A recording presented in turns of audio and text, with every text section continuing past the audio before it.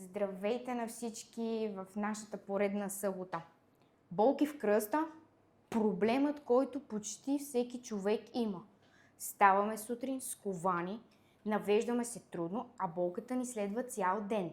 Понякога ни реже, друг път ни тегли и все не минава. Защо се случва това? От дискове ли, от нерв ли, от студ ли, от стойката, която забравяме да поправим? Днес невидимият глас пита, а мастер Росен отговаря: здравейте, мастер. Здравейте. Направо минавам на въпроса. Защо толкова много хора имат болки в кръста? Каква е причината най-често? Наистина много хора страдат от кръста и от гърбовете като цяло, но най-вече в кръста. Първите болки в повече случаи винаги се получават там. Защо? Защото е физиология на човека. Извивките в гръбначния стълб са тези, които за да го предпазват. И най-много напрежение човек трупа винаги в кръста. Затова до някъде старите българи са казали кръста, всеки да внимава с него и да си го носи. Абсолютно. А на изток се обяснява последният начин. Кръстът е точно пресечната точка на гръбначния стълб и тазът. Или всичко на човек е там. И като най-слабо място, и като енергии, и като физиология, и като напрежение. И затова там най-много се натоварваме от ежедневието и най-често боледуват. Добре, и когато боли кръста, какво по-точно боли? Диск ли ще, мускул ли, нерв? Как човек да разбере? Истината е, че при човек така е създаден той.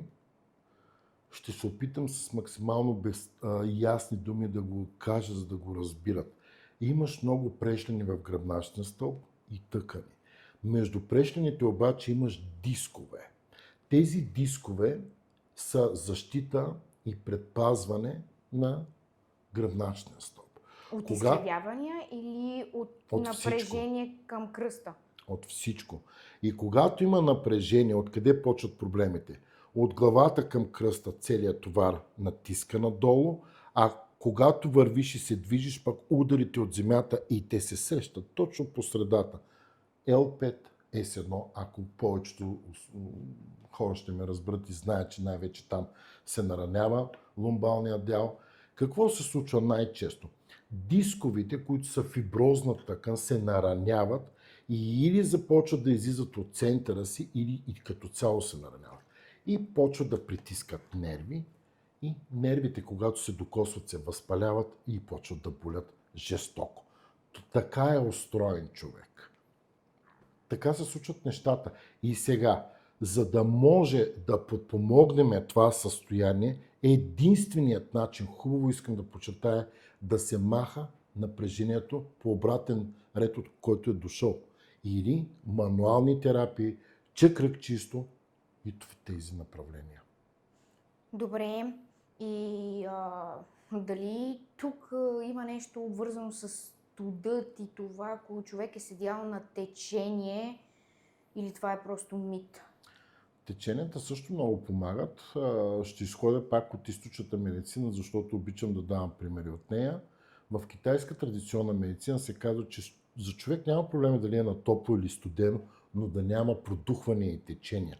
Те най-много увреждат тъканите и създават вътрешен студ в тялото, който доврежда именно тъкани, кръста, дискове, прешлени, кости, всичко. Вследствие на това, което казвате, ще си задам следващия въпрос. Болката обаче се връща пак и пак. Тук нещо се пропуска, въпреки че има хора, които носят колани, мажат се с топли, студяващи кремове. Тук какво ви е мнението? Да, по принцип в българския народ всички, разбирате, се самолекуват, станали лечители, доктори и така нататък, но как стоят нещата? Първо, нека да отворя една много скоба за коланите. На мнение съм и професионално мога да го защитя, че коланът не ви помага, напротив, той ви уврежда. Защо?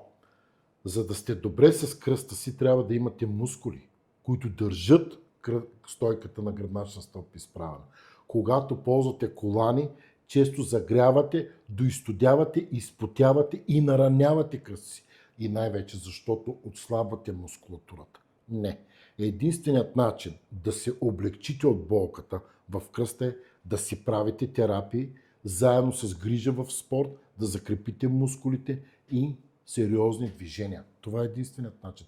Всичко там натам, медикаменти, мазила, съвременни решения. Нека да се знае истината. А, интересно, много интересно тук го казахте. Надявам се тук много добре нашите слушатели и зрители да го чуят.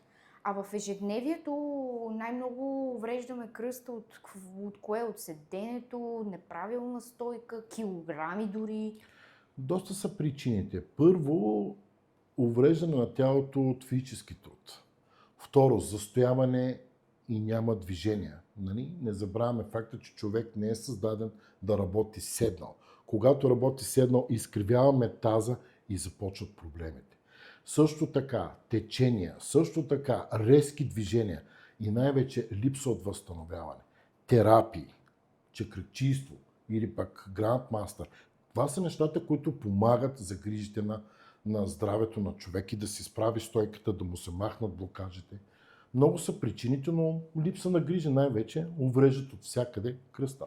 Много ви благодаря. Тук даже ми отговорихте така, на един въпрос, който следваше малко по-натам и да разбираме нали, кратко да или не. Grandmaster терапии, Master Reset помагат при болките в кръста. 100%. 100%. При нас, аз имам много клиенти лекари, медицински лица, ревматолози, травматолози, невролози, ортопеди, които също идват тук и знаят много добре тези природосъобразни терапии, които сме създали и по начина, по който го случваме, че основата за махане на напрежение е когато се махат чрез изпукване и щракване. Само това е реалистично и помага. Всички други методики помагат, но разберете, те са временни или частични. Истината е, че трябва да се маха напрежението между прешните, защото от него идват блокажите и болките. Кога е време човек да потърси специалист и да не чака или, айде казано, отлага? Много е важно, когато усетите наистина първите болки в кръста, напрежение, схващане или особено когато се навеждате движението в определени усуквания леко, да предприемете мерки, да не ги оставате нещата и да си казвате, бе, то ще ми мине като предния път, аре сега малко съм се понатукал тук, или пък защото поработих в градината на село. Не, трябва, хубаво е и е правилно веднага да вземете мерки и може би с една-две терапии ще ги премахнем още в началото. Но ако изчакате да получите дискови херни, дискови протрузи и всичко да стане ето така, тогава и да казвате ми, те лекарите не разбират или пък терапевта е лош, не работи. Така че на време се грижите и не ги пренебрегвайте тези знаци на тялото и тогава няма да имате проблеми. Какво бихте казали на хора, които са се отчаяли от кръста си и вече просто не желаят нищо да правят, защото са пробвали какво ли не? Тук ще отворя една скоба, за да съм много ясен и тя засяга нещо много важно от практиката ми.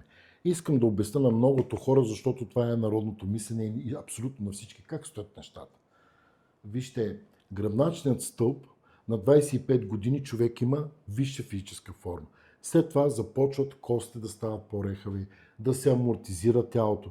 Така че, именно когато започнете да чувствате болка, е време да започнете да се грижите за вас и здравето ви. Ето имаме ги и ги предлагаме най-добрите решения в терапия. Докато преди нямаше, сега вече ги има. И не чакайте. Защото когато степените на нараняване отидат примерно от 0 до 10, ти си на 8-9 степен и наистина имаш дискови херни, протрузии, тогава кой да помогне? Лекарят не е Исус, нито пак аз съм божество. Ние правиме най-добре и даваме, но хубаво е и всички да го разберат. Почваш на време да се грижиш, перфектни резултати. Нищо не правя, никой после не може да ти помогне. И за да не те боли много, мое обращение към всички други. На време отреагирайте. Приятели, чухте Мастер Росен и ако видеото ви е било полезно, лайк, абонирайте се, камбанката, знаете. Посетете сайта също за повече информация и записване на терапия с Мастер Росен. Благодарим ти, Мастер, още веднъж, че беше с нас. Благодаря и аз. И до следващата събота, приятели! Чао, чао!